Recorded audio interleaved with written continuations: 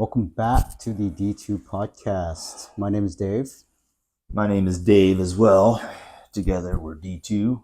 and we discuss sports, politics, culture. Today we're focusing again on sports, a little situation in the NBA, a little, I guess, is it scandal yet? I'm not sure, but in any case, Jimmy Butler of the Miami Heat, starting small forward, not anymore, Mm-hmm. who Jimmy Butler is demanding a trade from the Heat, and he has requested a trade several times now.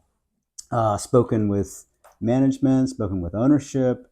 He wants to get the hell out of Miami, and it sounds like it's really because they didn't give him the 2-year extension on his contract that he wanted. Okay. He wanted 2 years at roughly $100 million, right? Added on to the 1 year left he has right now. So he's age 35, playing at a decent level, 17 points, 5 boards, 4 assists, that area.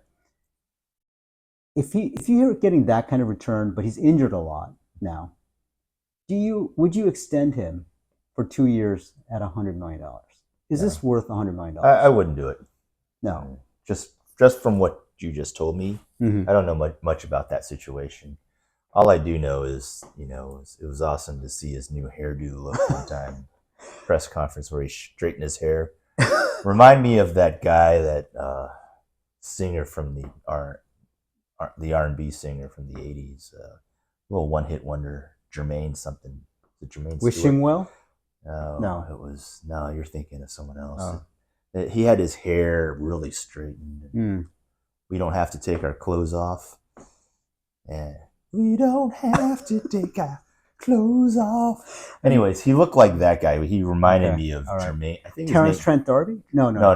That's who you're thinking. Okay, that's what I'm thinking. Jermaine Stewart, I think, was his name. Okay. Anyways, I know the song. I think he was kind of. It is terrible. He might have been gay. It is a I'm terrible not sure. song. Okay. Yeah. Anyways, he looked like that. Anyways, but I think the Miami Heat run a pretty good organization. They've done well considering who they have on their team. Right. Right. They've overachieved. I think they've overachieved. Yeah, and part of that comes from their management. Part of that is, I think, is due to Pat Riley. But okay, so continuing on, you feel that Miami's ownership and management are justified okay, first of all, Jimmy Butler has been suspended multiple times this year already, and he's losing money right now because he walked out of practice after he was told he wasn't starting a game recently. He got pissed and he pulled a little tantrum, just walked out of practice. So they said, "Oh, you're suspended through the All-Star break or whatever." And so these little hissy fits that Butler is engaging in, it's costing him millions, literally, every day. Mm-hmm. Now, this brings up a question for me.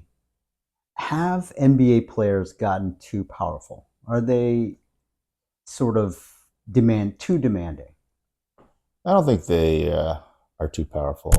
I think it's good that they are able to have their voice heard and they have a certain amount of power. Otherwise, I think that the balance of power kind of shifts more into the ownership's way. I think the NBA is different from, say, other sports organizations, that players have a lot more leverage. I think for the most part they deserve it, but I think also, though, that in some ways it could disrupt the team.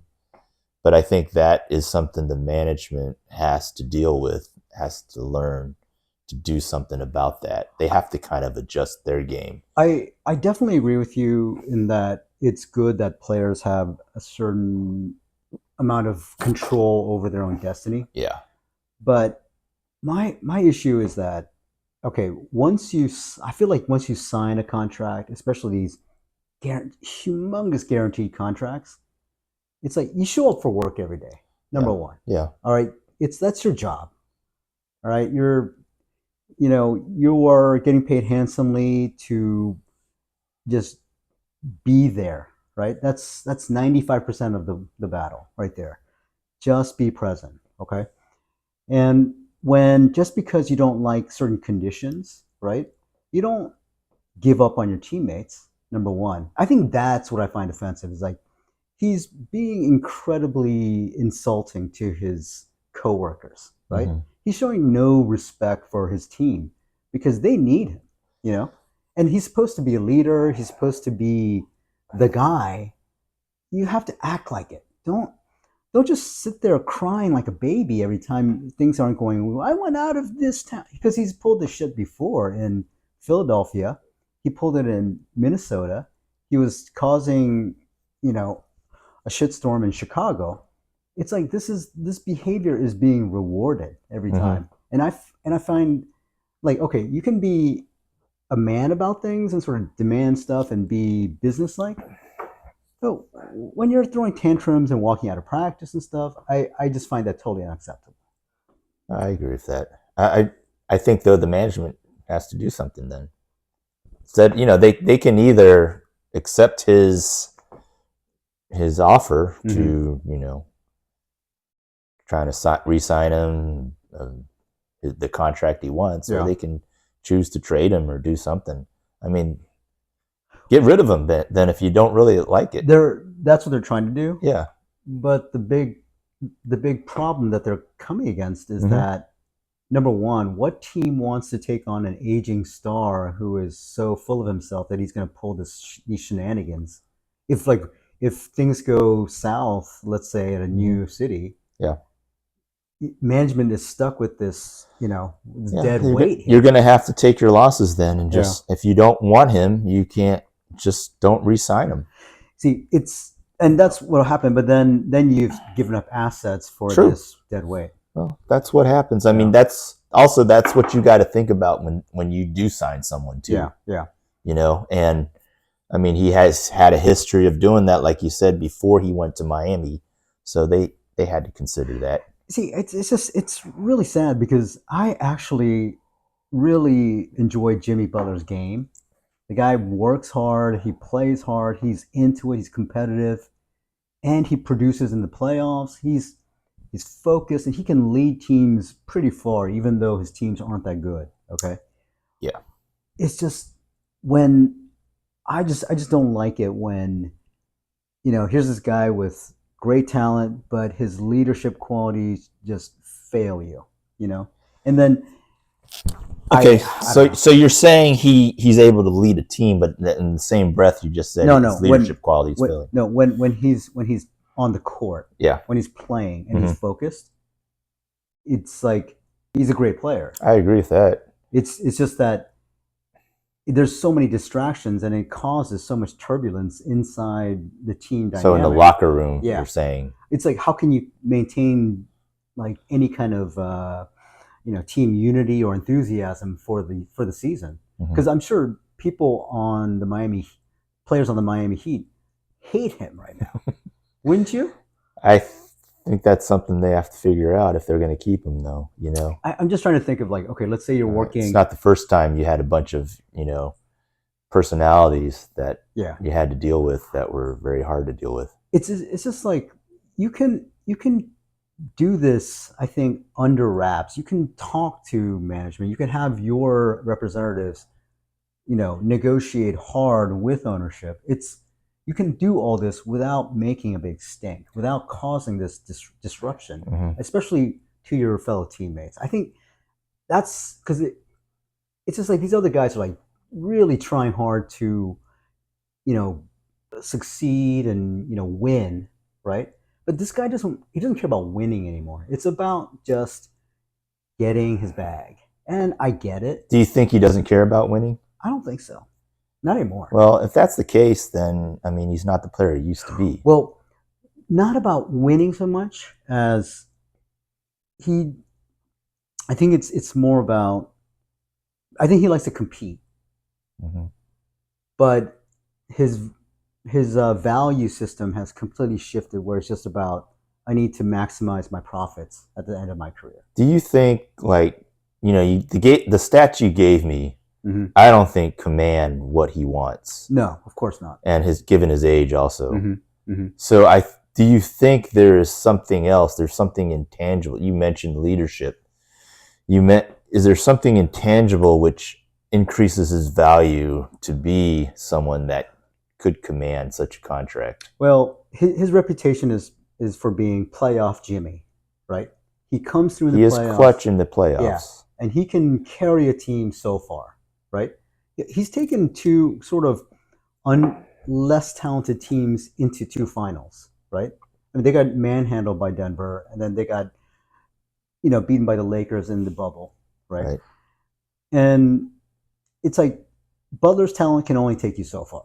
I think he should be like a really exceptional, not a number one, but a 1A or a A number two two. option. Yeah. Um, but I think it's just he's sort of, maybe his ego has taken over too much, and he values himself overly with respect to his talents and his production. So what type of player, like you mentioned the offer he wanted was like what you said, 50 million? Roughly 50 million for each over year. each year Yeah. for 2 years. Yeah. That's what I'm thinking. Who is a player that has that type of contract right now? Well, those are superstars. Okay. Those are who would you say has LeBron has that. Okay. Of course, Steph I think he's the highest paid player in the NBA. I think he's getting almost 60. So he wants Steph Curry level type. He wants LeBron, compensation. Steph, Joke. I mean, I don't know if Jokic makes that much yet, because these guys are younger, a little bit younger. But let's say if you're 30 and you're a superstar, like Paul George, I think gets that kind of money. I don't know if that's worth it for him, though. No, that was a disaster for Philadelphia.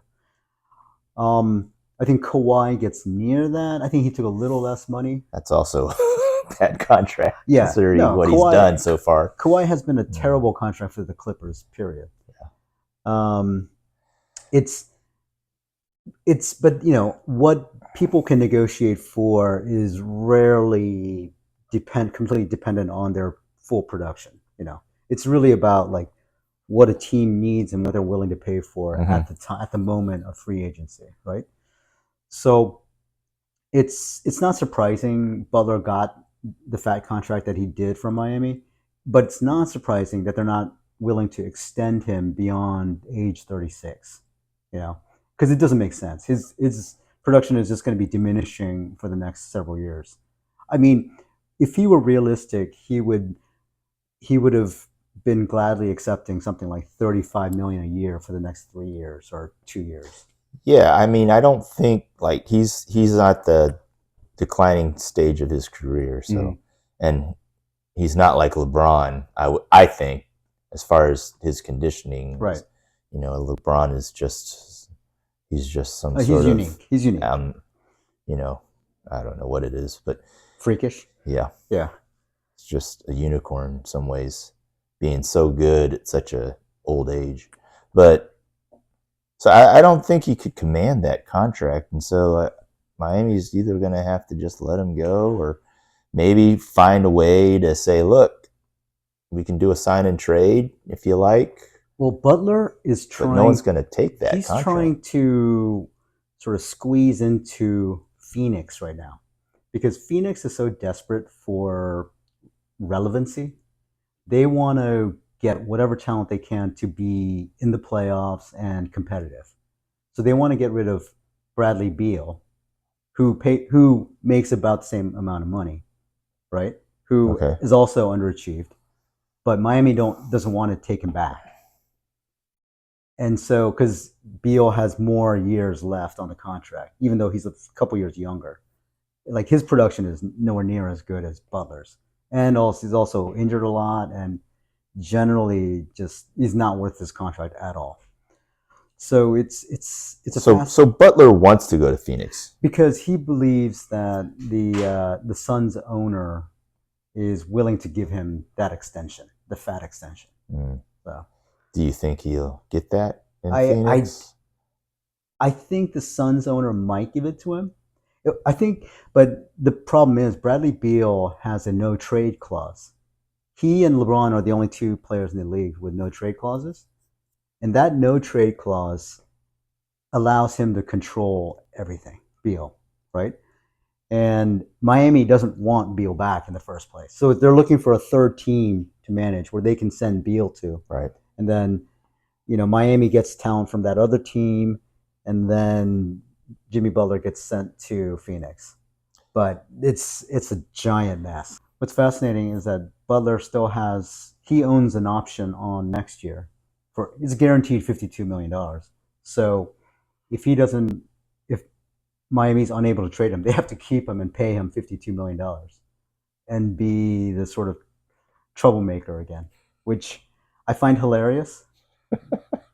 But it's not going to do anything for Butler's future returns to keep. Well, he's keep he's these near the antics end up. of his career, I think. I mean, I Yeah. know like early on he was an amazing player. In a lot of ways, he's very similar to Michael Jordan. You know, I don't know if you see that, but they've done some sort of study and analysis where he's actually, at one point, probably in the prime of his career, he was probably, like, if you look at it, all the athleticism, clutch, skill wise, he was the player closest Really? to Jordan, which someone decided that was a player closest to Jordan at that time. But I think now his career has kind of declined. He's on the decline. Oh yeah. And I think that he needs to kind of get a reality check for that and say, look, if I want to continue playing in the NBA, I can. I just need to kind of compromise a little bit. Absolutely, it's got to be a discounted rate. He's not going to get $50 million. I can't imagine someone paying him that much for like you said, diminishing returns here. Do you think that he could actually produce better stats on a different team right now, though? Is that might be what he's thinking? It depends on how crappy the team is. If he were moved to Washington, he'd be the best player on Washington. But I mean, I guess you don't want like you want to be competitive, right? You don't want garbage points at the end of a game, right? Yeah. And where you're losing by 20 or 30 points. But you want to be on a team that's trying to compete and or has at least some plausibility to make the playoffs. Do you think that there's a team out there that he could maybe? I think he could certainly contribute. Like Golden State has explored bringing him in, but I don't think they want to deal with a headache. Yeah. And like they would have to ship out some of their young talent, which they're still kind of iffy about. Should we keep them or not? Kuminga, Moses Moody. So it doesn't really make a whole lot of sense because especially if they don't want to extend him because he's going to be just a troublemaker next year.